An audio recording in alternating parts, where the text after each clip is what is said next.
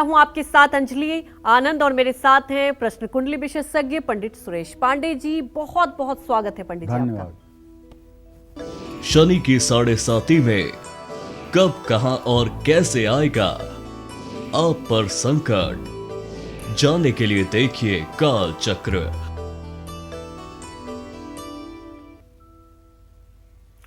तो आज हम बात करेंगे शनि की 7.5 की। अगर आप पर भी शनि की 7.5 है तो कब, कहां और कैसे आपके जीवन में बढ़ सकता है संकट। 7.5 आपके जीवन पर कैसे डालेगी बुरा असर। 7.5 का कौन सा चरण आपके जीवन से सुख चैन छीन सकता है। अगर शनिदेव की 7.5 से बचना है तो आपको आज का काल चक्र जरूर देखना चाहिए। 7.5 की काट के बारे में विस्तार से बताएंगे आज पंडित सुरेश पांडे जी। और अपनी चर्चा की शुरुआत करें उससे पहले जान लेते हैं आज का शुभ मुहूर्त।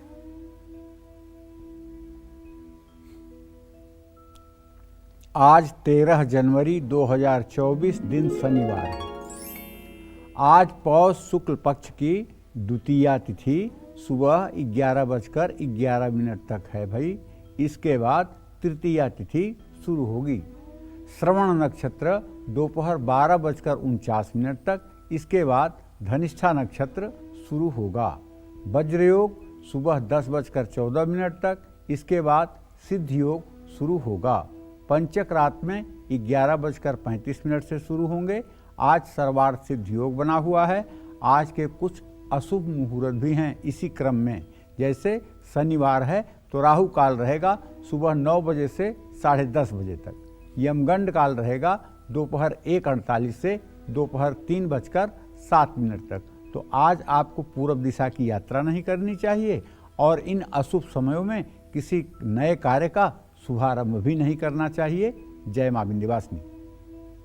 तो अपनी चर्चा को शुरू करते हुए सबसे पहले बात करते हैं शनि ग्रह की। ज्योतिष शास्त्र में शनि को क्यों पाप ग्रह माना गया है, शनि का हमारी सेहत से क्या संबंध होता है, आइए ये सबसे पहले हम जानते हैं। पंडित जी कि ऐसा ना होता है कि शनि ग्रह की बात सुनते ही अगर किसी ने कुंडली में बता दिया कि आपको 7.5 है तो लोग डर जाते हैं। मैं दर्शकों के हिसाब से पहला सवाल आपसे यही जानना चाहूंगी। मेरे मन में भी ये कई बार रहता है, अगर मैं सुनती हूँ आज से इसके 7.5 चल रही है तो मन में डर हो जाता है। क्या वाकई डरना चाहिए? बिल्कुल डरना चाहिए। इसलिए डरना चाहिए कि जो नुकसान कर सकता है उसी से लोग डरते हैं। शनि और राहु का नाम लेकर के लोगों को डराया जा सकता है। लेकिन चंद्रमा और बुध का नाम लेके लोगों को नहीं डराया जा सकता। बिल्कुल। शनि और राहु ने ऐसा आतंक अपना बना रखा है कि इनका नाम सुनते ही बड़े बड़े पसीने फेंक देते हैं। बिल्कुल, मतलब वही इसलिए मैंने पूछा क्योंकि सबके मन में सवाल होता है। बृहद पाराशर होरा शास्त्र में लिखा हुआ है, शुक्र शुक्रश्च तथा नेत्रम चंद्रमा मनसस्तथा आत्मा वै दिन कृते अत्तः बुधो बालत्व धीमतः क्रोधो पराक्रमो भौमो बुधो बालत्व धीमतः शनि दुख प्रदगेयो राहुर ऐश्वर्यदायकः। शनि को ज्योतिष शास्त्र में महर्षि पाराशर के अनुसार एक दुखदाता ग्रह के रूप में विचार किया जाता है। और राहु को ऐश्वर्य प्रदायक ग्रह के रूप में विचार किया जाता है। अच्छा। बुध को बुद्धि प्रदाता के रूप में विचार किया जाता है और सूर्य को आत्मा का कारक मान करके विचार किया जाता है और शुक्र को नेत्रों का कारक मान करके विचार किया जाता है। मंगल को क्रोध और पराक्रम का कारक मान करके विचार किया जाता है। बृहस्पति को जीवन और जीवन से संबंधित जो सुख है उसका कारक मानकर विचार किया जाता है। एक दूसरी बात, ग्रहों के भावफल में बृहद पाराशर होरा शास्त्र में ही आता है। दिव्यांगना वाहन वस्तु भूषा चिंता तुकार्या भृगुणा विबुधन्रय तमः शनिभ्याम मचिंत मायु अर्केण तातः शशिना च माता। मतलब किसी सुंदरी स्त्री के बारे में विचार करना हो तो शुक्र से विचार किया जाता है। अच्छा। किसी आभूषण के बारे में विचार करना हो, गहने के बारे में विचार करना हो तो शुक्र से विचार किया जाता है। चिंता तुकार्या भृगुणा बुधेन्द्र तमः शनिभ्याम। और किसी के आयु का विचार अगर करना हो कि आदमी कितने दिन जिएगा तो इससे शनि से विचार करना चाहिए। अच्छा। तमः शनिभ्याम मचिंत आयु अर्केण तातः। और सूर्य से पिता का विचार करना चाहिए। शशिना च माता। और शशि अर्थात चंद्रमा से जो है माता का विचार करना चाहिए।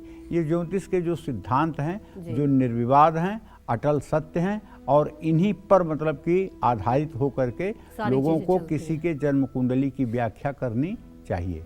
जो लोग अपने मन से व्याख्या करने लगते हैं फिर वहीं गलती होने की संभावना बढ़ जाती है। बिल्कुल। तो पंडित जी जैसे कि बता भी रहे थे, लेकिन अब ये भी जान लेते हैं कि शनि ग्रह को पाप का ग्रह क्यों कहा जाता है। जैसा कि आपने कहा कि हाँ डरना चाहिए, तो ये हमारे दर्शकों को आप बताएं पंडित जी। देखिए, शनि को इसलिए पाप ग्रह कहा जाता है कि शनि में तमोगुण है। सत रज तम 3 प्रकार के गुण होते हैं।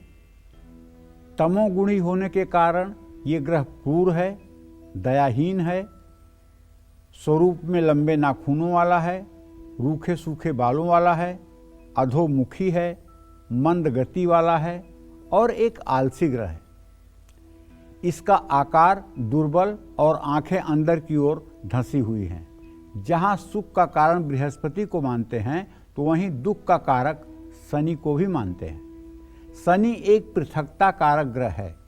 पृथकता कारक ग्रह होने के नाते इसकी जन्मांग में जिस राशि और जिस नक्षत्र से संबंध हो उस अंग विशेष में बीमारी के लक्षण देखने को मिलते हैं। शनि को स्नायु और वात कारक ग्रह माना गया है। नसों और नाड़ियों में वात का संचरण शनि के द्वारा ही संचालित होता है। आयुर्वेद में 3 प्रकार के दोषों से रोग की उत्पत्ति मानी गई है। चाहे जो रोग हो, ये त्रिदोष हैं, वात, कफ और पित्त। हमारे शरीर की सभी आंतरिक गतिविधियां वात यानी वायु विकार के द्वारा, शनि के द्वारा संचालित होती हैं। शनि के अशुभ होने पर शरीरगत वायु का क्रम टूट जाता है। अशुभ शनि जिस राशि नक्षत्र को पीड़ित करेगा, पीड़ित करने का मतलब शनि की पूर्ण दृष्टि जिस भाव पर पड़ेगा वो भाव पीड़ित होगा। उसी अंग में वायु का संचार अनियंत्रित हो जाएगा। चाहे किसी को रोमेटिक अर्थराइटिस की प्रॉब्लम हो, चाहे जोड़ों के दर्द की प्रॉब्लम हो, चाहे हड्डियों में कहीं जकड़न हो, ये सब कुंडली देख करके शनि का विवेचन करके निष्कर्ष तक पहुंचा जा सकता है। क्योंकि जो उदान वायु होती है वही वायु जो है उंगलियों को मुड़ने में, खुलने में, आँखों की पलक झपकने में, हाथ को मुड़ने में, खुलने में, पैर को मुड़ने खुलने में, वही उदान वायु जो है अपना कार्य करती है। और शनि के अनियंत्रित होने पर ये उदान वायु शरीर से लगभग लुप्त हो जाती है, जिसके कारण सारे अंग अकड़ जाते हैं और शरीर रोगी हो जाएगा। नैसर्गिक जन्म कुंडली में शनि को 10th और 11th भावों का प्रतिनिधित्व भी करते हुए माना गया है। इन भावों का पीड़ित होना घुटने के रोग, जोड़ों के रोग, हड्डी मांसपेशियों के रोग, पिंडली में दर्द, दाहिने पैर, बाएं कान और हाथ में रोग, स्नायु निर्बलता, हृदय रोग और दिमाग से संबंधी रोग भी होते हैं। वैसे तो बताऊं आपको कि अगर शनि का वर्णन करना हो तो इसके लिए तो 10-5 घंटे कम हैं। ये क्या क्या महाराज करते हैं, इनकी कहाँ कहाँ मतलब कि जो है दृष्टि जाती है और ये किस किस चीज़ को करते हैं। जैसे आप एक बात जान लीजिए, कितना ही बुद्धिमान आदमी हो, लेकिन अगर चंद्रमा को जन्म कुंडली में शनि पूर्ण दृष्टि से देख ले तो ऐसा आदमी सुख में भी सुख अनुभव नहीं करता, सुख में भी दुख की बातों को याद करके व्यथित होता है, जीवन का आनंद नहीं उठा पाता।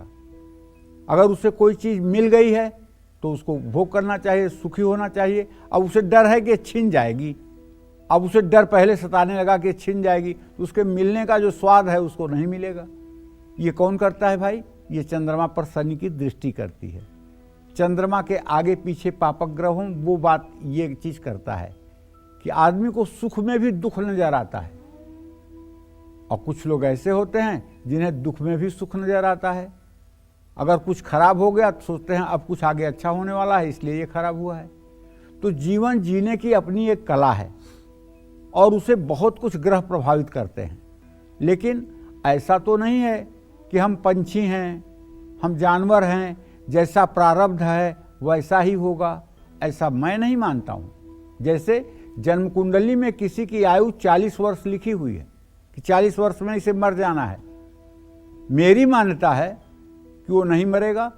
अगर उसने दुर्गा सप्तशती के दिव्या कवच का रोज पाठ करना शुरू कर दिया सुबह शाम, तो उसमें साफ लिखा हुआ है, यावत भूमंडलम धत्ते शैलबनकान्नम तावत तिष्ठत मेदिन्या संतति पुत्र पौत्र की देहांते परमम स्थानम जस्सुरैरब्दुर्लभम प्राप्नोति पुरुषो नित्यम महामाया प्रसाद लभते परम रूपम शिवेन सह मोदते जीवेत वर्ष शतम सांग्रम मृत्यु विवर्जिता। 100 साल तक जीता है दुर्गा का आराधक। अगर कवच का नित्य सुबह शाम पाठ करे तो अल्पायु योग का आदमी भी 100 साल तक जीता है। जो लोग ये बात करते हैं कि जितनी सांस भगवान के यहाँ से मिली है उतनी ही सांस रहेगी, तो फिर ये मेरे शास्त्र किस बात के प्रमाण हैं जहाँ 100 साल की उम्र की बात कही जा रही है। और मैंने अपने जीवन में अनुभव किया है, जिन जिन लोगों की कुंडली में अल्पायु योग देखा है, उनकी साधना पूजा के बदौलत उनको लंबी उम्र जीते हुए हमने देखा है। ये हमारा अनुभव है। तो भाई देखो, प्रारब्ध के बसीभूत पशु और पक्षी हैं, उनका जैसा प्रारब्ध है वैसा जीवन जिएंगे। कोई कुत्ता है इस दरवाजे से उस दरवाजे पर डंडा खाता रहता है, भगाया जाता रहता है, और एक कुत्ता वो है जो एसी में बैठता है, बहुत अच्छे लोगों के गोदी में चढ़ करके बैठता है, एसी कमरे में सोता है। उसका प्रारब्ध थोड़ा अच्छा है, उसका प्रारब्ध थोड़ा खराब है। लेकिन हम मनुष्य तो अपने प्रारब्ध का निर्माण कर सकते हैं। जिस दिन हम भगवान की शरणागति ले लेते हैं, जिस दिन हम ईश्वर को अपने आप को समर्पित कर देते हैं, और जिस दिन हम अपने आप को ईश्वर के प्रति पूर्ण रूपेण समर्पित कर देते हैं, बस उसी दिन साफ साफ गीता के महात्म्य में वेदव्यास लिखते हैं, गीता अध्ययनशीलस्य प्राणायाम परस्य च नैवम संति ही पापानि पूर्वजन्म कृतानि च। अब इससे बड़ी बात क्या होगी कि खुद वेदव्यास लिख रहे हैं कि गीता का जो नित्य अध्ययन करता है और जो नित्य प्राणायाम करता है, उसके पूर्व जन्म के प्रारब्ध उसे पीड़ित नहीं करते हैं। अब इससे बड़ा प्रमाण किसी को क्या चाहिए। तो हाँ, ये बात तो जरूर है, प्रारब्ध तब हमारे ऊपर काम करेगा जब हम प्रारब्ध के वशीभूत होकर के कर्म नहीं करेंगे। अगर हम कर्म करेंगे, साधु संग करेंगे, सत्संग सुनेंगे और सज्जनों के साथ रहेंगे, तो निश्चित रूप से कल्याण होगा। देखिए, एक बात जान लीजिए, संग का रंग चढ़ने में टाइम नहीं लगता है। इसलिए आप जिसके साथ हैं उसके बारे में पूरी जानकारी करें कि वो संग करने लायक भी है कि नहीं। 2 मिनट का संग भी रंग चढ़ा देता है और उससे पतन हो जाता है। इसलिए आप जिसके साथ उठ बैठ रहे हैं, जिसका आप विश्वास कर रहे हैं, जिसके साथ आप कार्य कर रहे हैं, उसके बारे में, उसके आचरण के बारे में, उसकी सोच के बारे में आपको पूरी जानकारी करके ही आगे संग करना चाहिए। नहीं तो संग का रंग ऐसा चढ़ता है कि आदमी पतन के गर्त में चला जाता है। ये बात भी समझने योग्य है। जय मां विंध्यवासिनी। तो अब बात करते हैं साढ़े साती के चरण की। पंडित जी, साढ़े साती के कितने चरण होते हैं ये आपको बताएंगे। साथ ही साढ़े साती का पहला चरण आपको कौन कौन से मुश्किलों में डाल सकता है, आपको कौन से नुकसान पहुंचा सकता है, ये भी हम जानते हैं। पंडित जी ये आप बताएं, लेकिन उसके पहले मेरे मन में भी एक सवाल है साढ़े साती को लेकर। क्या ये सबको इससे गुजरना होता है कि ऐसा तो नहीं कि किसी के कुंडली में होता है, कोई किसी को नहीं भी होता है साढ़े साती का? सबको, जिसने धरती पर जन्म लिया है और जो 20 साल से ज्यादा जिएगा, उसके जीवन में साढ़े साती जरूर आएगी। मतलब सबको इससे गुजरना ही जी। 12 राशियां होती हैं। 12 राशियों पर 30 साल में शनि एक बार पूरा अपना चक्कर कंप्लीट कर लेता है। अच्छा। 2.5 साल एक राशि पर शनि रहता है। जिस राशि पर शनि की स्थिति होती है उस राशि पर साढ़े साती होती है। अच्छा। उसके आगे वाली राशि पर साढ़े साती होती है, उससे पिछले वाली राशि पर साढ़े साती होती है। इन 3 राशियों पर साढ़े साती होती है। और शनि जहाँ जिस राशि में बैठा होता है उससे 6ठे और 10वें स्थान पर शनि की ढैया होती है। अच्छा, यही है शनि के ढैया का निरूपण करने का विधान, और यही है शनि की साढ़े साती के निरूपण करने का विधान। ठीक है। जैसे इस समय कुंभ राशि में शनि गोचर कर रहा है। अच्छा। तो जब कुंभ राशि में शनि होगा तो मकर राशि, मीन राशि और कुंभ राशि तीनों राशि पर इस समय शनि की 7.5 है। और इसी क्रम में देखा जाए तो कर्क राशि और वृश्चिक राशि पर शनि की ढैया है। अच्छा। ठीक है, तो ये बात समझ लेना चाहिए। जी। तो सबके ऊपर 7.5 आती है, इसमें कोई दो राय नहीं। किसी के जीवन में 2 बार 7.5 आती है, और अगर कोई दीर्घायु है, 80 साल से ज़्यादा जी रहा है, तो उसके जीवन में 3 बार शनि की साइकिल आएगी 7.5 की। तो शनि को 12 राशियों का भ्रमण करने में लगभग 30 साल लगते हैं। 7.5 के 3 चरण होते हैं और हर चरण 2.5 साल का होता है, 30 महीने का। तो अगर 2.5 साल का 3 में गुणा करेंगे तो 7.5 साल ऑटोमेटिक हो गया। तो शनि की 7.5 के पहले 2.5 साल में आर्थिक नुकसान होता है। शनि की 7.5 जिन लोगों पर शुरू हुई होती है उनको छिपे हुए विरोधी या शत्रु कष्ट पहुंचाते हैं। यात्राएं बहुत होती हैं लेकिन उनसे कोई लाभ नहीं मिलता है। शनि की 7.5 की शुरुआत 2.5 सालों में व्यक्ति व्यर्थ के विवादों में फंस जाता है। फिजूल खर्ची बहुत होती है। साथ काम करने वालों से संबंध बिगड़ते हैं। कार्य क्षेत्र में रुकावट आती है। परिवार में भी मतभेद और कलेश होते हैं। खर्चे अनियंत्रित हो जाते हैं। कोई बड़ा आर्थिक संकट भी आ सकता है। शनि हमेशा तनाव और देरी का कारण बनता है, लेकिन परिणाम जरूर मिलता है। जिन लोगों पर भी शनि की 7.5 शुरू हुई है, जो लोग 7.5 के पहले चरण में हैं, अर्थात जिनकी मीन राशि है इस समय वो पहले चरण में है, जिनकी मीन राशि है वो इस समय पहले चरण में है 7.5 के, उनको धैर्य रखना चाहिए। इस समय मीन राशि के जातकों को धैर्य रखना चाहिए। प्रतिकूल परिस्थिति में भी अंदर से अपने आप को मजबूत रखे रहना चाहिए और किसी भी कार्य में जल्दबाजी से बचना चाहिए और बेवजह का किसी का विरोध और बेवजह का किसी के बारे में खराब वक्तव्य नहीं देना चाहिए। शनि की 7.5 का पहला चरण कड़ी मेहनत और सीखने का समय होता है। शनि की 7.5 का पहला चरण अगर आप पर चल रहा है, माने आपकी अगर मीन राशि है, तो जोखिम पूर्ण कार्य करने से आपको बचना चाहिए और कोई रिस्क ऐसी नहीं लेना चाहिए जिसमें हानि की संभावना हो। इसी तरह से दूसरे और तीसरे चरण वालों के बारे में भी मैं बताऊंगा आपको, लेकिन बहुत ही इंटरेस्टिंग टॉपिक है। इसकी जानकारी अगर आपको होगी तो बेवजह कोई आपको शनि के नाम पर डरा नहीं पाएगा। बेवजह आपको कोई शनि के नाम पर हौवा नहीं खड़ा कर पाएगा। इसलिए ये जानकारी सभी सनातन धर्मावलंबियों को होनी चाहिए।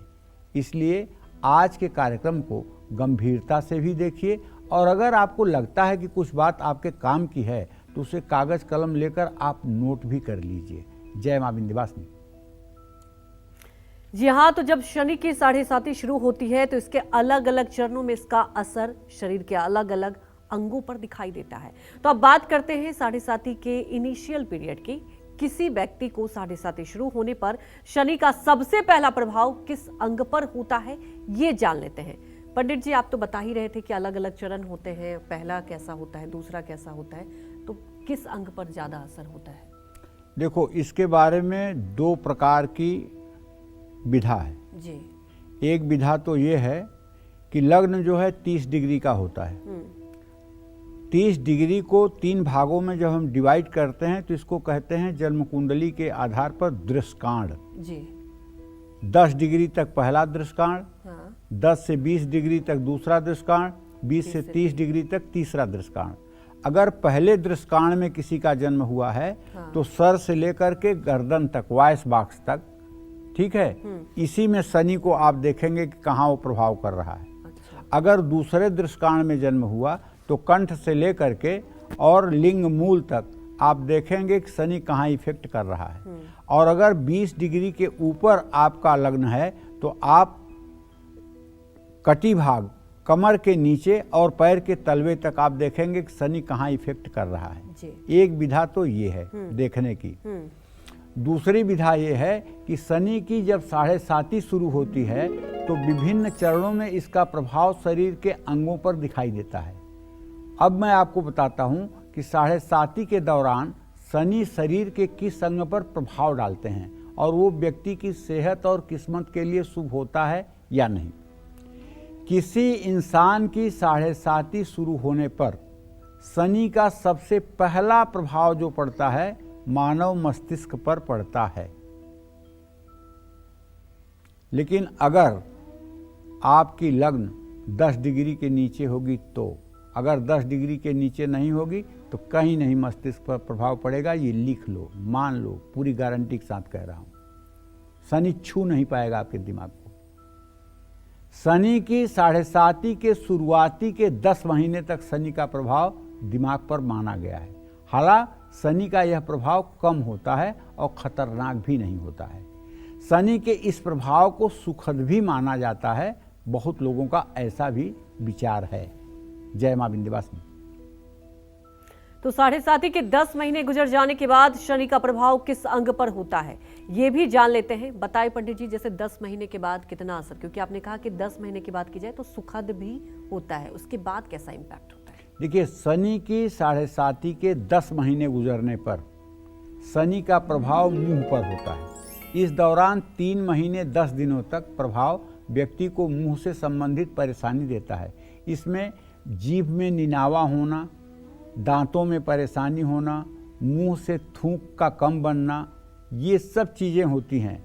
मुंह में दांत से जीभ का कट जाना, मुंह में रोग हो जाना, मुंह में छाले पड़ जाना, ये अच्छा प्रभाव नहीं होता है। जिस पर 7.5 होती है उसको तकलीफ उठाना पड़ता है। शनि का मुंह पर प्रभाव हानिकारक माना जाता है। जय मां विंध्यवासिनी। तो 7.5 के दूसरे और तीसरे चरण के बारे में जानेंगे पंडित सुरेश पांडे जी के साथ, लेकिन वक्त हो चला एक छोटे से ब्रेक का। आप बने रहिए हमारे साथ और देखते रहिए कालचक्र, क्योंकि आज का कालचक्र मुझे लगता है आप सबके लिए बहुत महत्वपूर्ण है, क्योंकि हर कोई जानना चाहता है शनि की 7.5 के बारे में। ब्रेक के बाद आप सभी का एक बार फिर से स्वागत है कालचक्र में। और अब बात करते हैं शनि की 7.5 के दूसरे चरण के बारे में। 7.5 के दूसरे चरण में व्यक्ति को सेहत, करियर और रिश्तों से जुड़ी कौन कौन सी मुश्किलों का सामना करना पड़ सकता है, ये जानते हैं, और मुझे लगता है आप लोग के लिए जानना बेहद अहम है। बताएं पंडित जी। देखिए, शनि की 7.5 के मध्यकाल को शिखर चरण कहते हैं।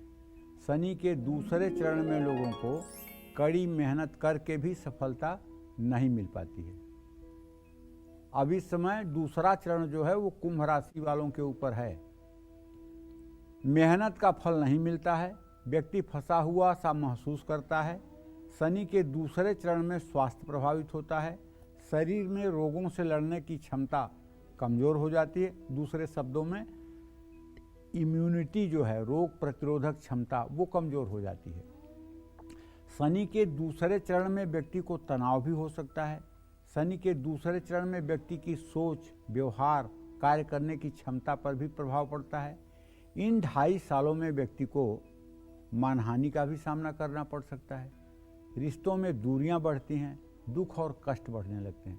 लेकिन ये सब उपद्रव उनके साथ होते हैं जो भगवान से विमुख हैं, जो देवी देवताओं से विमुख हैं, जो पूजा पाठ नहीं करते, जो धर्म में विश्वास नहीं करते, जो अहंकारी हैं, जो जिनके अंदर कूट कूट कर मैं भरा है, जो कहते हैं दिस इज माई रिस्पॉन्सिबिलिटी, जो कहते हैं दिस इज माई ड्यूटी, ये सब सज़ा उनके लिए है। जो भगवान को शरणागत हो गए हैं, जिन्होंने अपना सर्वस्व भगवान में समर्पण कर दिया है, जो पूजा पाठ करते हैं, जो सुंदर कांड का पाठ करते हैं, जो हनुमान की उपासना करते हैं, जो भगवान श्री हरि विष्णु की आराधना करते हैं, जो शनि देव की पूजा करते हैं, उनका ये 7.5 कुछ नहीं बिगाड़ पाता है। चाहे जितना बुरा 7.5 हो, कुछ नहीं कर पाएगा। कर्ता उनका है जो अहंकार में डूबे हुए हैं, जो अपने मद में हाथी की तरह मतवाले हुए हैं, जो सोचते हैं कि मुझसे ज़्यादा कौन वैभवशाली, मुझसे ज़्यादा कौन ताकतवर, मैं ही अब सर्वस्व दुनिया का मालिक हूँ। ऐसे लोगों को शनिदेव फिर ऐसा कस करके सिखाते हैं कि फिर उनकी 7 पीढ़ियाँ याद करती हैं। इसलिए अहंकार से बचना है।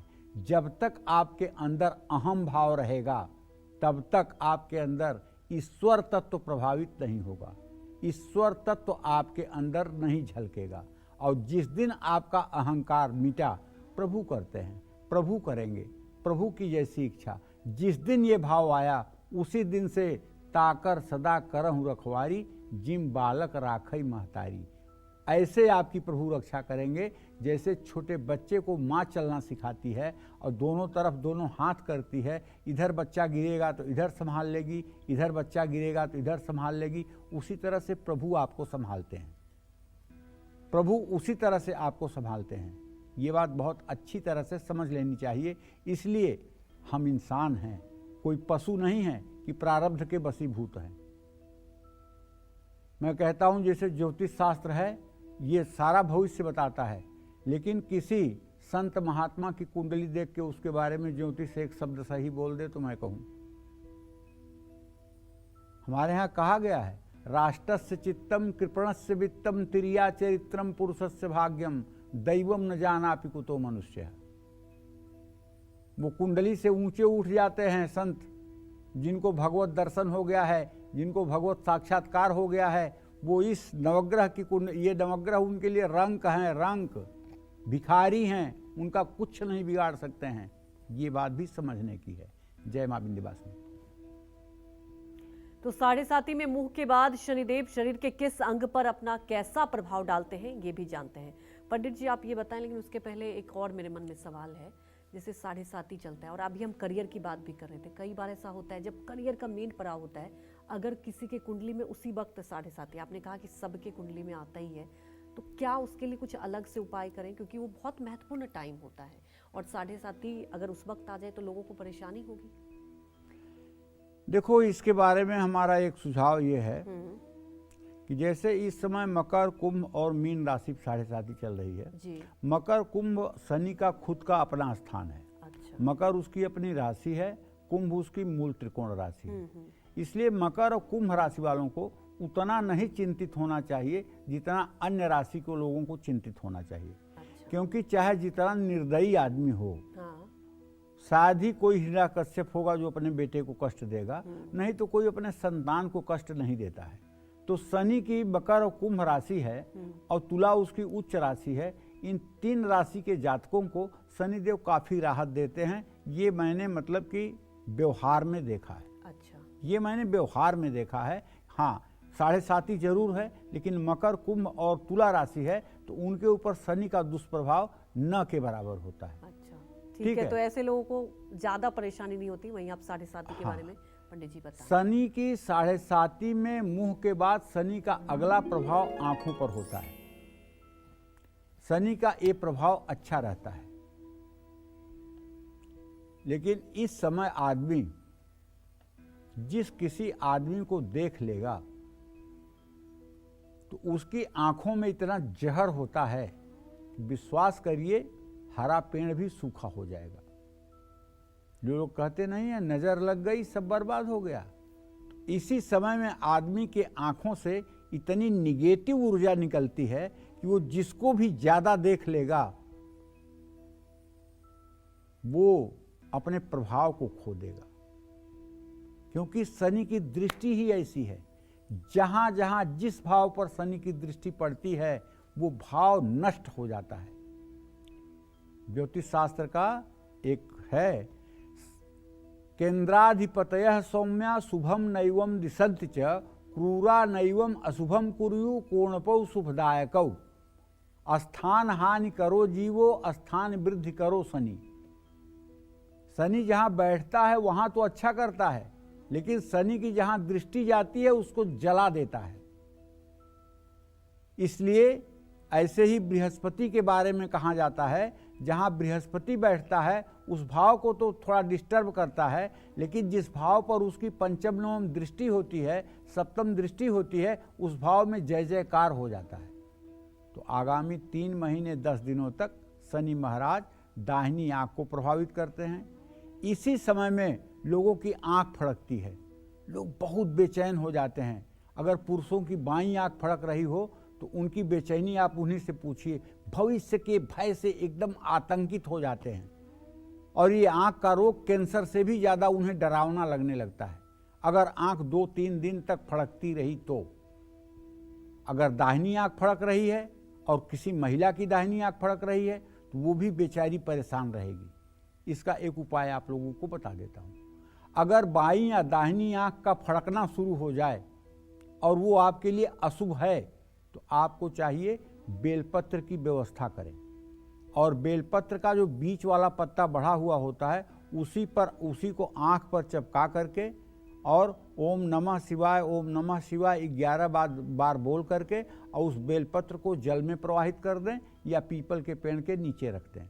इससे निश्चित रूप से आपके आँखों का फड़कना कम हो जाएगा। इस उपाय को 3 दिन करना चाहिए। हाँ, उसके बाद आगामी 3 महीने 10 दिन के लिए अपनी दृष्टि बाईं आंख पर हो जाती है। दोनों आंखों पर शनि का प्रभाव शुभ रहता है। बाईं आंख पर प्रभाव शुभ रहता है और दाईं आंख पर यह प्रभाव विजय कारक कहलाता है। जब दुश्मन ही आपसे नहीं टिक पाएगा, आपके आंखों में इतनी जलन होगी कि दुश्मन आपके सामने टिक ही नहीं पाएगा, तो विजय तो होगी, इसमें कहाँ दो राय है। जय मां विंध्यवासिनी। तो 7.5 के दौरान मस्तिष्क, मुंह और आंखों के बाद शनिदेव शरीर के किस अंग पर अपना कैसा प्रभाव डालते हैं, ये भी जान लेते हैं। बताएं पंडित जी। 7.5 के दौरान आंखों के बाद शनि का प्रभाव दोनों भुजाओं पर पड़ता है।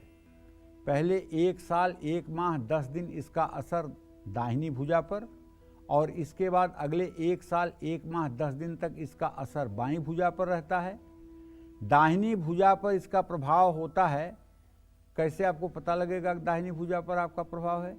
ये दाहिनी बांह आपकी फड़केगी, फड़फड़ फड़फड़ फड़फड़, ये आपकी दाहिनी बांह फड़केगी, आपको पता चल जाएगा। अगर आप पुरुष हैं और आपकी दाहिनी बांह फड़क रही है तो आप मान लीजिएगा कुछ ऐसा उपलब्धि आप अर्जित करने जा रहे हैं जिसकी केवल आपने कल्पना की होगी। ऐसी उपलब्धि आपको मिलने वाली है, कुछ ऐसी सफलता आपको मिलने वाली है जो आपके जीवन की बहुमूल्य सफलता होगी, विजय दिलाता है। और बाईं भुजा पर अगर फड़क रहा है तो उत्साह और पराक्रम दिलाता है। लेकिन अगर पुरुष का बायां हाथ फड़क रहा है तो आप ये मानिए कि शत्रुओं के द्वारा, दुश्मनों के द्वारा कुछ ऐसा अशुभ संकेत आपको मिलने वाला है जिससे आप पराभूत हो सकते हैं, जिससे आपकी मानहानि हो सकती है, जिससे आपका नुकसान हो सकता है। जिस दिन अभिमन्यु को चक्रव्यूह में घुसना था उस दिन वर्णन आता है कि अर्जुन का बायां हाथ फड़क रहा था। उन्होंने भगवान से कहा था कि प्रभु मेरे बाएं हाथ में फड़कन हो रही है। उन्होंने कहा कोई बात नहीं, युद्ध है तो कुछ न कुछ कहीं न कहीं हो रहा होगा, चिंता मत करो। लेकिन इधर अभिमन्यु मारा गया। तो कहने का आशय यह है कि पुरुष का बाएं भुजा का फड़कना ये अच्छी बात नहीं है और दाहिने भुजा का फड़कना अच्छी बात है। इसी तरह से महिलाओं की वाम भुजा का फड़कना उनके सुख सौभाग्य का उदय कराता है, लेकिन दाहिनी भुजा का फड़कना उन्हें अपमानित और दुखी बनाता है। जय मां विंध्यवासिनी।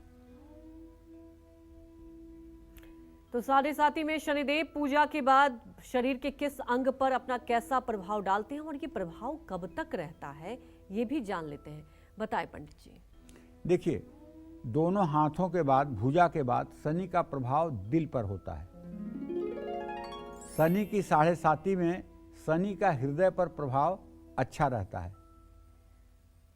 अब हृदय पर प्रभाव क्यों कह रहा हूं भाई, इसके पीछे क्या लॉजिक है? इसके पीछे लॉजिक है, मनुष्य का जो शरीर है ना, मनुष्य अपने माँ के पेट में जब रहता है तो उसका सर नीचे की तरफ रहता है और उसका रेक्टम, गुदा मार्ग सबसे ऊपर शरीर में रहता है माँ के, और मनुष्य का मुंह जो होता है बच्चे का वो एकदम नीचे की तरफ होता है, गुदा मार्ग सबसे ऊपर होता है।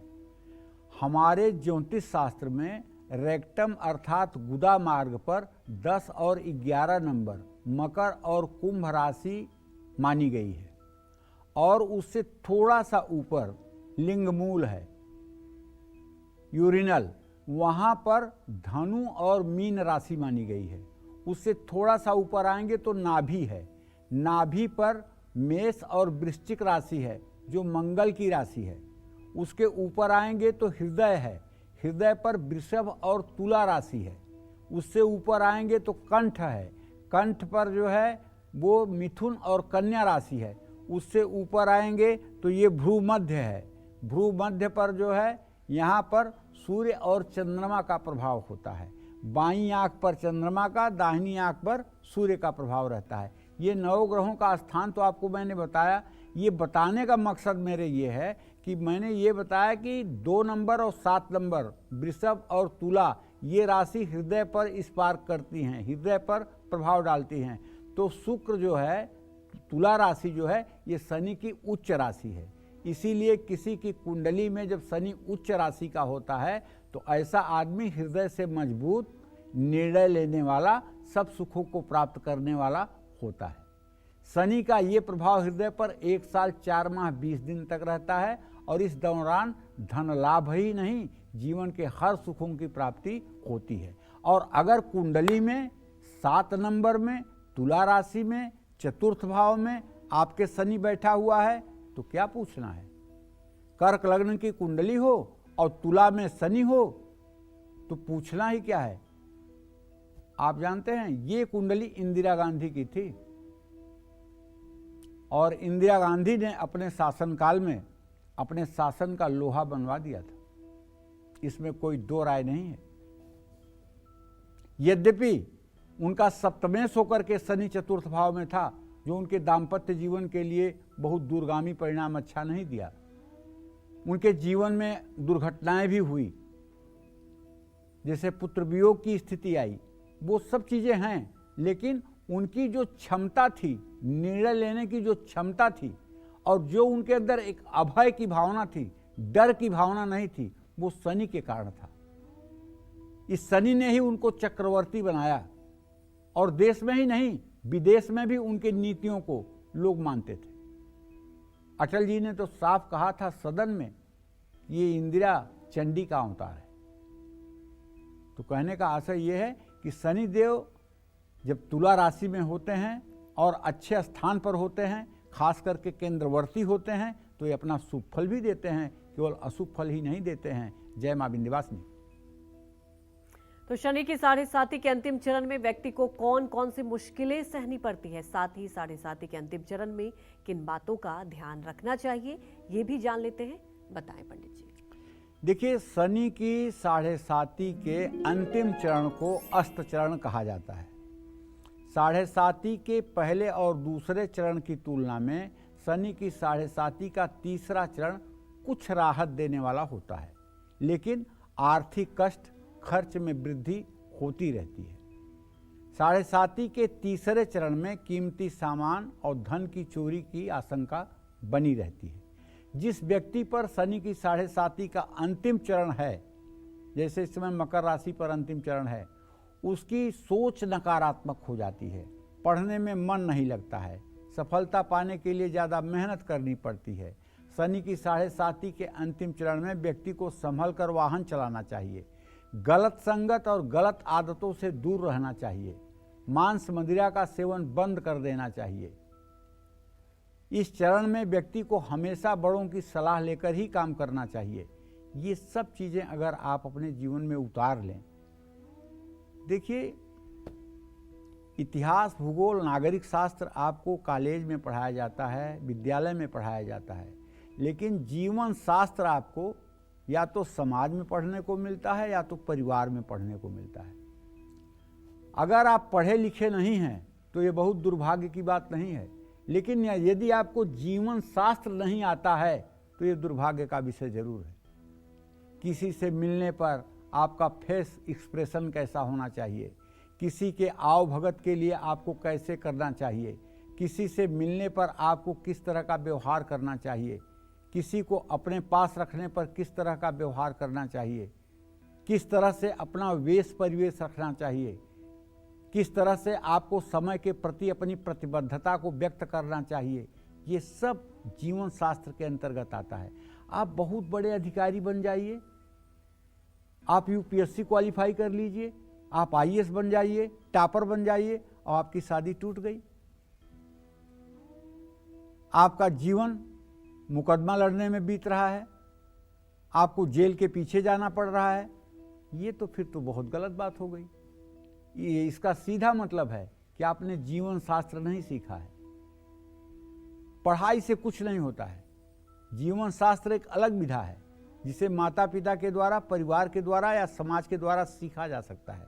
इसलिए मैं अपने सभी दर्शकों से कहता हूँ, बच्चों को पढ़ाने के लिए उतना फोर्स मत करो जितना उनके अंदर जीवन शास्त्र डेवलप करने की कोशिश करो। और जीवन शास्त्र का डेवलपमेंट कैसे होगा? अपने घर में अच्छे लोगों का आवागमन होता रहे, उनका आगत स्वागत होता रहे, उनके बारे में सकारात्मक चर्चा होती रहे। अपने घर में ज़्यादा धन को लेकर के चर्चा न हो, ज़्यादा अमीरों की वाहवाही न हो, ईमानदारी की वाहवाही हो, सच्चरित्रता और निष्ठा की वाहवाही हो, ताकि बच्चों के मन में सच्चरित्रता और निष्ठा के प्रति एक भूख जगे। अगर घर में आप अधर्म और अन्याय से किसी सफल व्यक्ति का प्रशंसा करेंगे तो वो भी उसी रास्ते पर चलने की कोशिश करेंगे। तो घर का माहौल ही बच्चे के अंदर एक चरित्र का निर्माण करता है। अगर आप अपने भाई बहनों की बुराई करते हैं बच्चों के सामने, तो बच्चे भी कल बड़े होकर अपने भाई बहनों से प्यार नहीं करेंगे। अगर आप अपने माता पिता को हेय दृष्टि से देखते हैं तो बच्चे कल बड़े होकर के आपको हेय दृष्टि से देखेंगे। तो जीवन शास्त्र जो है ये बहुत महत्वपूर्ण है, इसमें हर समय सावधान रहना चाहिए। और धर्म की परिभाषा बहुत व्यापक है। धर्म की परिभाषा इतनी व्यापक है कि जहाँ एक तरह कहा गया है अहिंसा परमो धर्मः, अहिंसा परम धर्म है, वहीं भगवान कृष्ण अर्जुन से कहते हैं मार मार तू मार, काट ले गर्दन इन लोगों का, ये मारने के योग्य हैं। तो भैया वहाँ तो अहिंसा परमो धर्म, यहाँ बध परमो धर्म। तो धर्म की व्याख्या बहुत विशद है। कौन सा उद्देश्य धर्म का किस बात को प्रभावित करता है, ये बात आपको किसी अपने शास्त्र से मिल सकती है या किसी शास्त्र ज्ञानी और आत्मस्वरूप के बोध किसी महात्मा से मिल सकती है। नहीं तो धर्म की परिभाषा में आप भटक जाएंगे। तो शनि की 7.5 और शनि की ढैया नुकसानदायक होती है, इसमें कोई दो राय नहीं है, मैं हृदय से एक्सेप्ट करता हूँ। लेकिन मकर, कुंभ और तुला राशि वालों को थोड़ा चैन से सोना चाहिए, क्योंकि आपके राशियों में शनिदेव अच्छे ही होते हैं, इसमें कोई दो राय नहीं है। जय मां विंध्यवासिनी। तो शनि की 7.5 व्यक्ति को और कौन कौन से शारीरिक कष्ट दे सकती है, सब बताएंगे आपको पंडित जी। लेकिन एक छोटे से ब्रेक के बाद फिलहाल आप देखते रहिए कालचक्र। ब्रेक के बाद स्वागत है आपका कालचक्र में। 7.5 के अलग अलग चरण में शनिदेव शरीर के अंगों पर अपना बुरा प्रभाव डालते हैं। ऐसे में अब जानते हैं कि हृदय के बाद शनिदेव का प्रभाव किस अंग पर होता है। पंडित जी बताएं। देखो, मैंने बताया ना कि अगर आपकी राशि में, तुला राशि में शनि होगा तो आप मान लीजिएगा कि आपके हृदय पर शनि का प्रभाव है और छोटी मोटी बातें आपको विचलित नहीं कर पाएंगी। कोई बुरी खबर आपको परेशान नहीं कर पाएगी, कोई बुरी परिस्थिति आपके धैर्य को डिगा नहीं पाएगी। ये चैलेंज है हमारा।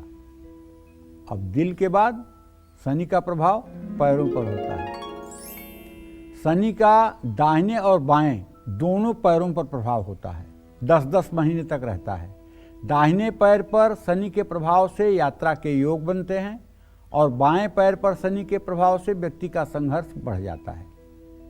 ये शनि का प्रभाव होता है। लेकिन अब ज्योतिषी लोगों को चाहिए कि वो इसका निराकरण अगर दृष्टांत के हिसाब से करें तो ज़्यादा समीचीन होगा और ज़्यादा फलादेश उनका सटीक होगा कि कौन से दृष्टांत में किस व्यक्ति का जन्म हुआ है, उसके शनि की पोजीशन क्या है, तब कहाँ शनि क्या इफेक्ट डालेगा। तो कहने का आशय ये है कि जब गंभीरता से इसका चिंतन किसी व्यक्ति विशेष के बारे में किया जाएगा तो उसका फलादेश जो होगा एकदम कंक्रीट 100% सही होगा। जय मां विंध्यवासिनी। 7.5 के अंतिम चरण में शनिदेव बॉडी के किस पार्ट पर अपना कैसा प्रभाव डालते हैं, ये भी जान लेते हैं। बताएं पंडित जी। देखो भाई, पैरों के बाद शनि का प्रभाव जो है रेक्टम अर्थात गुदा मार्ग पर होता है। मैंने आपको बताया कि मकर और कुंभ राशि गुदा मार्ग पर मानी जाती है, और मैंने ये भी आपको बताया कि यदि गुदा मार्ग पर शनि हो तो ऐसे लोगों को रेक्टम से संबंधित कोई बीमारी नहीं होती है। आप सोच रहे होंगे कि अरे अर्श, बवासीर, भगंदर शनि के कारण होता है, शनि कुंडली में है तब हुआ है। नहीं, आप देखिए उस पर राहु की दृष्टि होगी, उस पर मंगल की दृष्टि होगी। बिना पापग्रहों की दृष्टि से बवासीर, भगंदर जैसे रोग हो ही नहीं सकते। केवल शनि की उपस्थिति मकर, कुंभ, मीन राशि में है तो ये रोग हो ही नहीं सकता। उल्टा आपको 100 साल की आयु मिलेगी। लेकिन इन 3 राशियों से पृथक अगर शनि अष्टम भाव में होगा तो निश्चित रूप से आप मानिए कि गुदा रोग होगा। और शनि की दृष्टि द्वितीय भाव पर होगी, बहुत संघर्ष करने के बाद भी बैंक बैलेंस नहीं होगा। ये प्रभाव 7.5 के अंतिम 6 माह 20 दिनों तक रहता है, तो इसका ध्यान रखना जरूरी है। और अगर अष्टम भाव में शनि मकर, कुंभ और तुला राशि के अलावा किसी राशि में स्थित है तो आपको शनि की शांति करा लेनी चाहिए। शनि के वैदिक मंत्र का ओम सन्नो देवीरभिष्टय आपो भवन्तु पीतये संयोरभिस्रवन्तु न, इस मंत्र का 1,02,000 मंत्र जप 15 ब्राह्मणों द्वारा एक दिन में शनिवार को कराना चाहिए। हवन, तर्पण, मार्जन कराना चाहिए। ब्राह्मणों को भोजन करा के दक्षिणा देनी चाहिए। यह उपाय करने से निश्चित रूप से राहत मिलेगी। जय मां विंध्यवासिनी। तो अब बात कर लेते हैं राशियों की। 7.5 का अलग अलग राशि पर कैसा प्रभाव होता है ये भी जान लेते हैं। बताएं पंडित जी। देखिए, अब स्थूल मत से बताना चाहूँगा, इस बात को मेरी जबान मत पकड़िएगा, इसमें कुछ 19-20 हो सकता है, क्योंकि यहाँ हम स्थूल मत से बात कर रहे हैं, किसी व्यक्ति विशेष की कुंडली पर बात नहीं कर रहे हैं। मेष राशि में शनि नीच का होता है तो 7.5 के आखिरी 2.5 सालों में शनि शुभ फल देता है, लेकिन शुरू में नहीं। वृषभ और कुंभ राशि वालों को 7.5 के मध्य और अंत में 2.5 वर्षों में शनि शुभ फल देता है। इस दौरान वृषभ राशि वालों को तरक्की मिलती है और संपत्ति बनने की संभावना बढ़ जाती है। मिथुन, कर्क और वृश्चिक राशि वालों के लिए शनि की 7.5 की शुरुआती 2.5 साल शुभ होते हैं। सिंह, कन्या राशि वालों के लिए शनि की 7.5 के आखिरी 2.5 साल शुभ होते हैं। तुला, धनु राशि वालों के लिए 7.5 के बीच के 2.5 साल बहुत शुभ होते हैं। मकर राशि वालों के लिए 7.5 के शुरुआती और आखिरी 2.5 साल शुभ होते हैं। मीन राशि वालों के लिए 7.5 के मध्य के 2.5 साल बहुत शुभ होते हैं।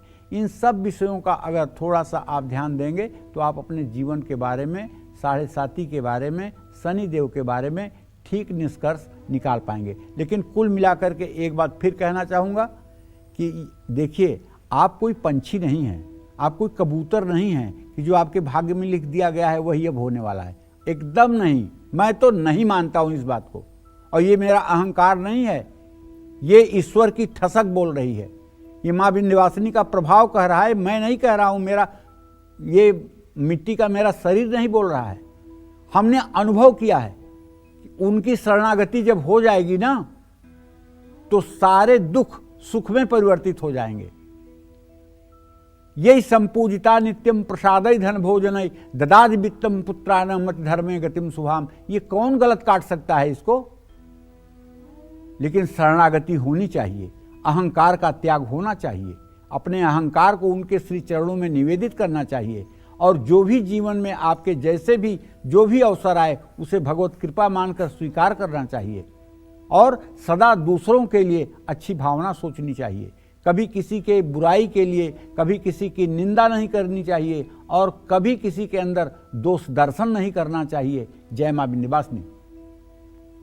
तो 7.5 का हमारे जीवन और स्वास्थ्य पर कैसा असर होता है ये तो पंडित जी ने आपको बताया ही। और अब बात करेंगे उन उपायों की जिसे करके हम शनिदेव की कृपा पा सकते हैं और हर बीमारी से छुटकारा भी पा सकते हैं। ये जानेंगे पंडित जी से, लेकिन एक छोटे से ब्रेक के बाद। आप बने रहिए हमारे साथ और देखते रहिए कालचक्र। ब्रेक के बाद स्वागत है आपका कालचक्र में। शनिदेव का हमारे शरीर के अलग अलग अंगों पर कैसा असर होता है ये तो पंडित जी ने हमें बता ही दिया, लेकिन अब बात कर लेते हैं उन उपायों की जिसे करके हम शनिदेव की कृपा पा सकते हैं और हर बीमारी से छुटकारा भी पा सकते हैं। आइए ये भी जान लेते हैं। बताएं पंडित जी। देखो, शनिवार को लोहे का छल्ला अपनी मध्यमा उंगली में धारण करना चाहिए। काली मिर्च और काले नमक का सेवन जरूर करना चाहिए। शनिवार को घर में काले चने या उड़द की दाल जरूर बनानी चाहिए। घर में उड़द की दाल को पीसकर आटा बना लें, उसका दीपक बनाकर उसमें सरसों का तेल डालकर पीपल के नीचे जलाएं। शमी या पीपल के पेड़ में जल जरूर चढ़ाएं। शनि के मंत्रों का ओम संग शनश्चराय नमः, ओम शन्नो देवरभिष्ठय आपो भवन्तु पीतये संयोरभिश्रवन्तु नः, नीलांजन समाभासम रविपुत्रम यमाग्रजम छाया मार्तंड संभूतम तम नमामि शनिश्चरम। इन 3 मंत्रों में से कोई एक मंत्र का जप करना चाहिए। काला कुत्ता अगर मिल जाए तो उसको रोटी जरूर खिलानी चाहिए, दूध पिलाना चाहिए। काली चींटियों को आटा और शक्कर डालना चाहिए। शनिवार को काले रंग के कपड़े पहनना चाहिए। रामचरितमानस का नित्य मास पारायण करना चाहिए। घर में सरसों के तेल में एक सब्जी जरूर बनाकर खानी चाहिए। पैर हाथ के नाखूनों पर सरसों के तेल की मालिश करना चाहिए। बालों में सरसों का तेल लगाने से भी शनि शरीर को आराम देता है। शनिवार को हनुमान चालीसा का अवश्य पाठ करना चाहिए। पाठ तो रोज़ करना चाहिए, लेकिन अगर रोज़ नहीं कर सकते तो शनिवार को करिए। और भूखे और ज़रूरतमंद लोगों को हमेशा सेवा देनी चाहिए। आप एक बात जान लीजिए, दरिद्र नारायण की सेवा करने से शनि सबसे ज़्यादा प्रसन्न होता है। चाहे जितना आपका शनि खराब हो, लेकिन आपने अगर भूखे लोगों को भोजन करा दिया तो आप मान लीजिए कि शनिदेव तत्काल आपसे संतुष्ट हो जाएंगे। जो लोग भूखे लोगों को, जो लोग ज़रूरतमंद लोगों की सेवा करते हैं, उनसे सभी शनि हर समय संतुष्ट रहते हैं। आपको ये तो मैंने बताया कि शनि कितने कितने दुख देते हैं, लेकिन एक बात और बताना चाहता हूँ, शनि कितना सुख देता है ये भी जान लीजिए। आप सोच रहे होंगे कि शनि के कोई फायदा भी है, तो आप जानिए। लग्न चंद्रिका ज्योतिष का एक बड़ा प्रामाणिक ग्रंथ है, लग्न चंद्रिका, उसमें साफ लिखा हुआ है, अर्थी भोगी धनी नेता जायते मंडलाधिपः नृपतिश्चक्रवर्तिश्च रव्यादय उच्चै ग्रहै। साफ साफ लिखा हुआ है। त्रिभिर स्वस्थै भवेन मंत्री त्रिभिर उच्चै नराधिपः त्रिभिर निच्चै भवेद दासः त्रिभिर अस्तै गतन जड़। कहने का मतलब ये है कि अर्थी अगर सूर्य उच्च का हो तो ऐसा आदमी धनवान होगा। अर्थी, भोगी, धनी, नेता, ये सब चक्रवर्ती बनाता है। शनि चक्रवर्ती बनाता है। अगर आपके घर में कोई काम करता है तो उसका सम्मान करिए। निश्चित रूप से शनिदेव आपसे प्रसन्न होंगे। जय मां विंध्यवासिनी। पंडित जी, आपने ये तो बताया कि ठीक है क्या उपाय करने चाहिए, और मुझे लगता है ये दर्शकों के लिए बहुत महत्वपूर्ण था। लेकिन अगर 7:30 चल रही है, उपाय के दौरान कौन सी गलतियां नहीं करनी चाहिए? देखिए, शनि के उपाय के लिए तो सबसे बड़ी गलती है कि आप किसी गरीब का हक मत मारिए जी। किसी मजबूर आदमी के अवसर का फायदा मत उठाइए। किसी के साथ झूठा कमिटमेंट मत करिए। काले नीले कपड़े पहनने से बचिए। बहुत ज़्यादा बाल दाढ़ी बढ़ा करके मत रखिए। बालों को अस्त व्यस्त मत करिए। और अपने अनवांटेड हेयर हर समय रिमूव करके रखिए। जूते पर गंदगी ना बैठने दीजिए। अच्छा। अपने बाथरूम को हर समय नीट क्लीन बना करके रखिए। बिस्तर में किसी तरह की स्मेल नहीं आनी चाहिए। बेड में आपके किसी तरह की स्मेल नहीं आनी चाहिए। घर में आपके सीलन नहीं होना चाहिए। घर में छिपकलियों का आतंक नहीं होना चाहिए। और घर में बर्तन बिखरे हुए नहीं होने चाहिए। जूते चप्पल बिखरे हुए नहीं होने चाहिए। यही सब सावधानियां हैं शनि के जी लिए। बिल्कुल। तो देखिए, मुझे लगता है कि आज का विषय आप लोगों को बहुत पसंद आया होगा। कल फिर एक नए विषय और आपकी परेशानियों को दूर करने के लिए ढेरों उपाय लेकर आएंगे हम पंडित सुरेश पांडे जी के साथ। तब तक के ये कालचक्र की पूरी टीम को आप अनुमति दीजिए और देश दुनिया की खबरों को देखते रहने के लिए आप देखते रहिए News 24। नमस्कार।